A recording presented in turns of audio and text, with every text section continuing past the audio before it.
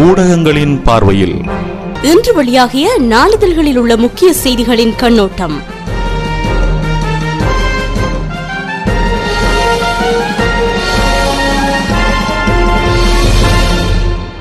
இலங்கை பொருளாதார நெருக்கடியில் சிக்கியுள்ளது. ஏற்றுக்கொள்கிறார் மத்திய வங்கியின் ஆளுநர். இறக்குமதி பொருட்களை வரையறுக்கப் போவதாகவும் தகவல் வெளியிட்டார். இந்த நிலையில் இறக்குமதி செய்யப்படும் பொருட்களின் விலை அதிகரிக்கும் ஏது நிலை காணப்படுகிறது. இலங்கையின் பொருளாதார நிலைமைகள் இவ்வாறு இருக்க, தமிழ் தேசிய கூட்டமைப்புக்கும் பாதுகாப்பு செயலாளர் கோத்தாபய ராஜபக்சவுக்கும் இடையிலான சந்திப்பு சர்ச்சையை ஏற்படுத்தியுள்ளது. சந்திப்பில் என்ன விடயங்கள் பேசப்பட்டன என்பது குறித்து தற்போது தமிழ் தேசிய கூட்டமைப்பின் கட்சி அங்கத்தவர்களிடையே கேள்விகள் எழுப்பப்பட்டு வருகின்றன. தமிழ் தேசிய கூட்டமைப்பு ஆதரவாளர்களும் இந்த கேள்விகளை முன்வைத்துள்ளனர். இருந்த போதிலும் கைது செய்யப்பட்ட தமிழர்களை விடுவிப்பது குறித்தும் திருமலையில் வைத்தியசாலை வளாகத்தில் பிள்ளையார் சிலை அகற்றுவதற்கு முயற்சிக்கப்பட்ட சம்பவம் குறித்துமே விவாதிக்கப்பட்டதாக சந்திப்பில் கலந்து கொண்ட தமிழ் தேசிய கூட்டமைப்பு தரப்பினர் தெரிவிக்கின்றனர். வணக்கம் நேயர்களே, இன்று மே மாதம் 9ஆம் தேதி புதன்கிழமை மற்றும் ஒரு ஊடகங்களின் பார்வை நிகழ்ச்சியூடாக இன்று உங்களை சந்திக்கிறேன். இன்று தென்னிலங்கையிலிருந்து வெளிவந்துள்ள வீரகேசரி நாளிதழை முதலாவதாக பார்க்கலாம். நாட்டின் பொருளாதார வளர்ச்சி 7.2% குறைவடையும். மத்திய வங்கியின் ஆளுநர் கப்ரால் தகவல் என்ற பிரதான தலைப்புடன் அந்த செய்தி வெளியிடப்பட்டுள்ளது. நாட்டின் பொருளாதார வளர்ச்சி வீதம் 2012ஆம் ஆண்டில் 8.3% 7.2% குறைவடையும் நிலைமையே காணப்பட்டுள்ளது. எனினும் உலக நாடுகளின் பொருளாதார நிலைமைகளை பார்க்கும் போது இது சாதகமான வீதமாகவே காணப்படுகிறது. மேலும் 2012ஆம் ஆண்டில் இறக்குமதியை குறைப்பதற்கு அரசாங்கம் எதிர்பார்க்கிறது. 2012ஆம் ஆண்டில் நாட்டில் எரிபொருள்களுக்கான செலவும் மேலும் அதிகரிக்கும் என்று எதிர்பார்க்கிறோம். இது இவ்வாறு இருக்க, ரூபாவின் பெறுமதி விரைவில் ஸ்திரமான நிலையை சென்றடையும் எனவும் அஜித் நிவால் கப்ரால் தெரிவித்ததாக இன்றைய பிரதான செய்தி நீண்டு செல்கிறது. தீர்வு திட்டத்தையும் செயற்திட்ட வரைவையும் சமர்ப்பிக்கவே பீரிஸ் அமெரிக்காவிற்கு விஜயம். போலியான தேசப்பற்றை முன்னிறுத்தி மக்களை பேராபத்தில் தள்ள அரசு முயற்சிக்கிறது. ஐக்கிய தேசிய கட்சி என்ற தலைப்பில் இன்னொரு செய்தி வெளியிடப்பட்டுள்ளது. அரசாங்கம் உத்தேசித்துள்ள அரசியல் தீர்வு திட்டத்தையும் நல்லிணக்க ஆணைக்குழுவின் பரிந்துரைகளை நடைமுறைப்படுத்துவதற்கான செயற்திட்ட வரைவையும் சமர்ப்பிக்கவே வெளிவிவகார அமைச்சர் GL பீரிஸ் அமெரிக்கா செல்கிறார். நாட்டு மக்களிடம் காண்பிக்க விரும்பாத செயற்திட்ட வரைவை அமெரிக்க ராஜாங்க செயலாளர் ஹில்லரி கிளின்டனிடம் அரசாங்கம் சமர்ப்பிக்க உள்ளதன் மர்மம் தான் என்ன என்று ஐக்கிய தேசிய கட்சி கேள்வி எழுப்பியுள்ளது. போலியான தேசப்பற்றை முன்னிறுத்தி நாட்டையும் நாட்டு மக்களையும் பேரழிவில் தள்ளிவிடவே அரசாங்கம் முயற்சிக்கிறது. இதற்கு எதிராகவும் நாட்டின் பாதுகாப்பையும் ஜனநாயகத்தையும் பாதுகாக்க அனைத்து கட்சிகளும் இணைந்து இன்று முதல் எதிர்ப்பு நடவடிக்கைகளை முன்னெடுக்க உள்ளதாக அந்த கட்சி குறிப்பிட்டுள்ளது. எதிர்க்கட்சி தலைவர் அலுவலகத்தில் நேற்று செவ்வாய்க்கிழமை நடைபெற்ற விசேட செய்தியாளர் சந்திப்பின் போதே அந்த கட்சியின் பொதுச் செயலாளரும் நாடாளுமன்ற உறுப்பினருமான திஸ்ஸ அத்தநாயக்க இதனை தெரிவித்ததாக அந்த செய்தி நீண்டு செல்கிறது. இந்தியா, அமெரிக்கா உட்பட ஏகாதிபத்திய நாடுகளுடன் அரசாங்கம் இரகசிய உடன்படிக்கை. JVP தலைவர் சோமவன்ச அமரசிங்க குற்றச்சாட்டு என்ற தலைப்பில் ஒரு செய்தி வெளிவந்துள்ளது. ஜனாதிபதி மஹிந்த ராஜபக்சவின் அரசாங்கம் இந்தியா, அமெரிக்கா உட்பட ஏகாதிபத்திய நாடுகளுடன் இரகசியமான உடன்படிக்கைகளை மேற்கொண்டுள்ளது. ஆனால் நாட்டுக்குள் தேசப்பற்றி காட்டி மக்களை ஏமாற்றுகிறது என JVPயின் தலைவர் சோமவன்ச அமரசிங்க தெரிவித்தார். அமெரிக்கா செல்லும் அமைச்சர் GL பீரிஸ் அங்கு கொண்டு செல்லும் இரகசிய செயற்திட்டத்தை நாட்டுக்குள் பகிரங்கப்படுத்த வேண்டும் என்றும் அவர் வலியுறுத்தினார். நல்லிணக்க ஆணைக்குழுவின் பரிந்துரைகளை அமுல்படுத்த மாட்டோம், இந்தியாவிற்கோ அமெரிக்காவிற்கோ ஏகாதிபத்தியவாதிகளுக்கோ அடிபணிய மாட்டோம் என இலங்கை மக்களை ஜனாதிபதியும் அரசாங்கமும் ஏமாற்றுகிறது. தேச அபிமானம் எல்லாம் உள்நாட்டிற்குள் தான் இருக்கிறது. ஆனால் அமெரிக்காவின் அதட்டலுக்கு அடங்கி போயுள்ள அரசாங்கம் நல்லிணக்க ஆணைக்குழுவின் பரிந்துரைகளை நிறைவேற்றுவது தொடர்பில் செயற்திட்ட வரைவை தயாரித்துள்ளதுடன் இதனை வெளிநாட்டு அமைச்சர் பேராசிரியர் GL பீரிஸ் ஊடாக ரகசியமாக அனுப்பி வைக்க உள்ளதாகவும் JVPயின் தலைவர் சோமவன்ச அமரசிங்க தெரிவித்ததாக அந்த செய்தியும் நீண்டு செல்கிறது. தமிழ் மக்களுக்கு ஒருபோதும் நாம் துரோகம் இழைக்க மாட்டோம், கைதானோரை விடுவிக்க நடவடிக்கை என்கிறார் சம்பந்தன் என்ற தலைப்பில் ஒரு செய்தி வெளிவந்துள்ளது. தமிழ் மக்கள் சொல்லனா துன்பங்களுக்கு மத்தியில் தங்கள் வாழ்க்கையை நகர்த்தி வருகின்றனர். அவர்களை ஒருபோதும் கைவிடவோ அன்றில் துரோகம் செய்யவோ மாட்டோம். எம்மால் இயன்றளவு முயற்சித்து தேசிய இனப்பிரச்சனைக்கு நல்லதொரு தீர்வை பெற்றுக் கொடுப்போம். சர்வதேசம் மற்றும் இந்தியா எம்முடனே இருக்கிறது உள்ளது என்று தமிழ் தேசிய கூட்டமைப்பின் தலைவர் இரா சம்பந்தன் தெரிவித்துள்ளார். இது குறித்து கேசரிக்கு அவர் கருத்து வெளியிடும் போது, நாம் சிங்கள மக்களையும் மதிக்கிறோம், அவர்களின் ஆதரவு எமக்கு தேவை, நல்லிணக்கம் அவசியம். சிங்கள மக்களை ஒரு சிலர் தவறாக வழி நடத்துகின்றனர், அதாவது அவர்கள் மத்தியில் துவேஷத்தை பரப்ப முனைகின்றனர், அதனை தடுத்து நிறுத்த வேண்டும், அதற்கு அவர்களையும் மதிக்க வேண்டும் என சம்பந்தன் எம்பி தெரிவித்ததாக அந்த செய்தி நீண்டு செல்கிறது. பாதுகாப்பு செயலாளர் கோத்தாபய ராஜபக்ச உடனான சந்திப்பு சர்ச்சைகளை ஏற்படுத்தியுள்ள நிலையிலேயே இரா சம்பந்தன் நேற்றைய தினம் வீரகேசரிக்கு இந்த செவ்வியை வழங்கியுள்ளார். இந்த செவ்வியிலேயே குறித்த விடயங்களை சம்பந்தன் எம்பி தெரிவித்துள்ளார். நாம் அடுத்ததாக இன்றைய தினம் தென்னிலங்கையிலிருந்து வெளிவந்துள்ள லங்கா தீப பத்திரிகையை பார்க்கலாம். அதனுடைய பிரதான தலைப்புச் செய்தி, උතුරුමැද පළාත් සභාව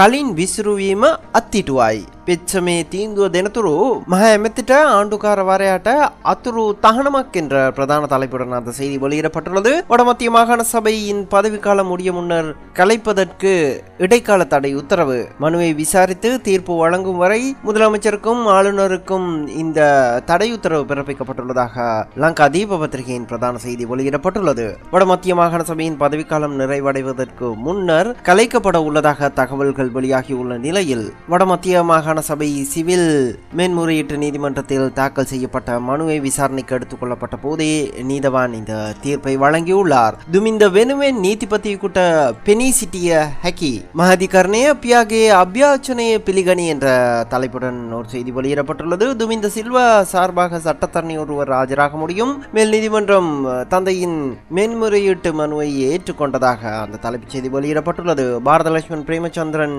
கொலை வழக்கு தொடர்பாக பிரதான சந்தேக நபரான துமிந்த சில்வா சார்பாக சட்டத்தரணி ஒருவர் ஆஜராவதற்கு முன்னர் அனுமதி கோரியிருந்த போதிலும் அந்த கோரிக்கை நிராகரிக்கப்பட்டுள்ள நிலையில் துமிந்த சில்வா எம்பியின் தந்தை ஒரு மேன்முறையீட்டு மனுவை தாக்கல் செய்திருந்தார். இதனை விசாரணைக்கு எடுத்துக் கொள்ளப்பட்ட போதே துமிந்த சில்வா சார்பாக சட்டத்தரணி ஒருவர் ஆஜராக முடியும் என்ற தீர்ப்பு நேற்றைய தினம் வழங்கப்பட்டது. ஜெனிவா ஏஜா தானாபதி தூரேட்ட ரவிநாத் குணநாயகம் கியூபாவட்ட என்ற தலைப்பில் ஒரு செய்தி வெளியிடப்பட்டுள்ளது. ஜெனிவாவில் உள்ள ஐநாவுக்கான இலங்கையின் பிரதிநிதியாக ரவிநாத் நியமிக்கப்பட்டுள்ளார். தமரா குணநாயகம் கியூபாவிற்கு இடமாற்றம் செய்யப்பட்டுள்ளதாகவே அந்த தலைப்புச் செய்தி வெளியிடப்பட்டுள்ளது. எவ்வாறாயினும் கியூபாவிற்கு தன்னை இடமாற்றினால் அதனை ஏற்றுக்கொள்ளப் போவதில்லை என ஜெனீவாவுக்கான இலங்கையின் வதிவிட பிரதிநிதியாக பணியாற்றி வந்த தமரா குணநாயகம் தெரிவித்திருந்தார். இந்த நிலையில் தற்போது அவருக்கு இடமாற்றம் வழங்கப்பட்டுள்ளதாக செய்திகள் வெளிவந்துள்ளன.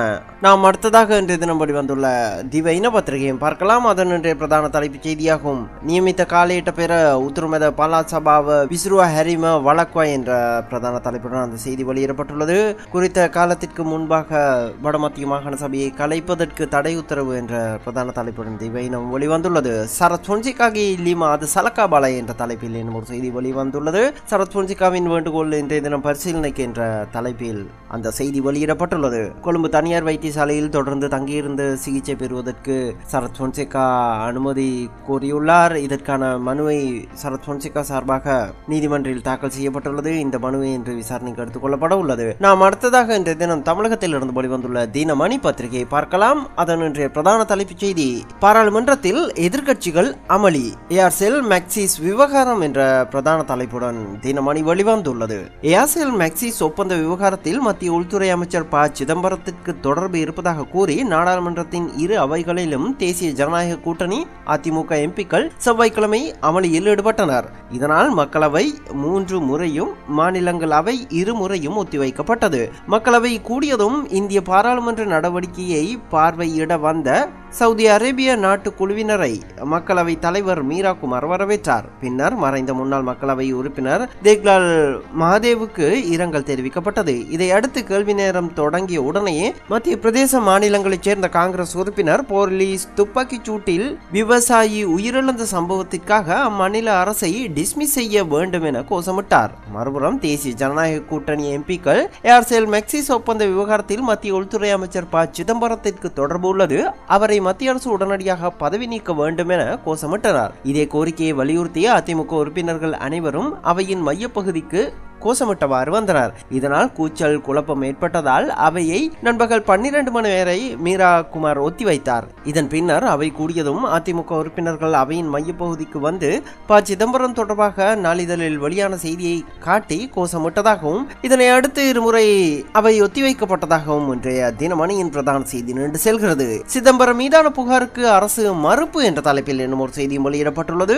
ஏர்செல் மேக்சிஸ் உடன்பாடு தொடர்பாக சிதம்பரம் மீது கூறப்படும் புகார் அடிப்படை ஆதாரமற்றது, அந்த குற்றச்சாட்டுகள் தவறான தகவல்களை கொண்டது என மத்திய அரசு செவ்வாய்க்கிழமை கூறியது. 2006ஆம் ஆண்டு ஏர்செல் மேக்சிஸ் உடன்பாட்டுக்கு அந்நிய முதலீடு மேம்பாட்டு வாரிய அனுமதி அளிப்பதில் அப்போதைய நிதியமைச்சர் ப. சிதம்பரம் தாமதம் செய்தார் என்று பத்திரிகையில் செய்தி வெளியானது. இந்த குற்றச்சாட்டையே மத்திய அரசு மறுத்திருப்பதாக அந்த செய்தியும் நீண்டு செல்கிறது. ஏர் இந்தியாவின் 10 பைலட்டுகள் நீக்கம், சங்க அங்கீகாரம் ரத்து என்ற தலைப்பில் இன்னும் ஒரு செய்தி வெளியிடப்பட்டுள்ளது. ஏர் இந்திய விமான நிறுவன பைலட்டுகள் வேலை நிறுத்தத்தில் ஈடுபட்டுள்ளனர். இதனை அடுத்து அவர்களில் 10 பேர் பணி நீக்கம் செய்யப்பட்டுள்ளனர். வேலை நிறுத்தத்தை முன் நின்று நடத்திய இந்திய பைலட்டுகள் சங்கத்தின் அங்கீகாரத்தை ரத்து செய்துள்ள மத்திய அரசு அதன் அலுவலகங்களையும் மூடி சீல் வைத்துள்ளது. மத்திய அரசுக்கு சொந்தமான ஏர் இந்தியா நிறுவனம் தங்களுக்கு வாக்குறுதி அளித்தபடி பதவி உயர்வு, சிறப்பு உரிமைகளை நிர்வாகம் வழங்கவில்லை என்று பைலட்டுகள் குற்றஞ்சாட்டியே இந்த வேலைநிறுத்தத்தில் ஈடுபட்டு வந்ததாக அந்த செய்தியும் நீண்டு செல்கிறது. இதனை தவிர ஹஜ் மானியத்தை நீக்க உச்ச நீதிமன்றம் ஆணை என்ற தலைப்பில் இன்னும் ஒரு செய்தி வெளிவந்துள்ளது. அடுத்த 10 ஆண்டுகளுக்குள் ஹஜ் பயணிகளுக்கான மானியத்தை படிப்படியாக குறைத்து முற்றிலுமாக நீக்க வேண்டும் என செவ்வாய்க்கிழமை மத்திய அரசுக்கு உச்ச நீதிமன்றம் ஆணையிட்டது. நீதிபதிகள் அப்தாத் ஆலாம், ரஞ்சன பிரகாஷ் தேசாய் ஆகியோரை கொண்ட அமர்வு இந்த விடயத்தை குறிப்பிட்டுள்ளதாக அந்த செய்தியும் நீண்டு செல்கிறது. அடுத்ததாக தமிழகத்தில் இருந்து வெளிவந்துள்ள தினமலர் பத்திரிகையை பார்க்கலாம். சாதி இருப்பிட வருமான சான்றிதழ்களுக்கு இனி அலைய வேண்டாம், பள்ளிகளில் 6ஆம் வகுப்பிலேயே வழங்க தமிழக அரசு முடிவு என்ற தலைப்பில் இன்றைய பிரதான செய்தியை தினமலர் வெளியிட்டுள்ளது. பள்ளிகளுக்கு சென்று ஜாதி வருமான இருப்பிட சான்றிதழ்கள் வழங்க முதலமைச்சர் ஜெயலலிதா உத்தரவிட்டார். இந்த உத்தரவால் சான்றிதழ்களுக்கு பல அலுவலகங்களுக்கு நடையாய் நடந்து அலைய வேண்டிய அவசியம் இல்லை என்ற நிலை ஏற்பட்டுள்ளதால் மாணவர்களும் பெற்றோரும் நிம்மதி அடைந்துள்ளனர். கல்வி வேலைவாய்ப்புக்கு சாதி சான்றிதழும், அரசு தரும் சலுகைகளை பெற வருமான சான்றிதழும், இருப்பிட சான்றிதழ்களும் முக்கியமானதாக உள்ளது. இந்த சான்றிதழ்களை பெற கிராம நிர்வாக அலுவலர்களிடம் விண்ணப்பிக்க வேண்டும். அவர் சரிபார்த்து வருவாய் அதிகாரிக்கு அனுப்புவர். அதை சரிபார்த்து தாசில்தாருக்கு அனுப்புவர். அவர் கையெழுத்து இட்ட பின் சான்றிதழ்கள் கிடைக்கும். இந்த அரசு நடைமுறைகளின் படி விண்ணப்பிக்கவும் அதிகாரிகளிடம் கையெழுத்து வாங்கவும் மாணவர்களும் பெற்றோரும் படும் சிரமங்கள் சொல்லில் மாளாது. இந்த சான்றிதழ்களுக்காக மாத கணக்கில், ஆண்டு கணக்கில் நடையாய் நடப்பவர்கள் அதிகம். மேலும் ஒவ்வொரு இடத்திலும் சம்திங் கொடுக்க வேண்டிய நிலையும் உள்ளது. இதனால் இந்த சான்றிதழ்களை பள்ளிகளிலேயே வழங்குவதற்கு தமிழக முதலமைச்சர் உத்தரவிட்டுள்ளதாக தினமலரின் இன்றைய பிரதான செய்தி நீண்டு செல்கிறது. அந்த செய்தியோடு இன்றைய ஊடகங்களின் பார்வை நிகழ்ச்சி நிறைவுக்கு வருகிறது. மீண்டும் இதே நிகழ்ச்சியில் நாளை உங்களை சந்திக்கும் வரை உங்களிடமிருந்து விடைபெறும் நான் VK. வணக்கம் நேயர்களே.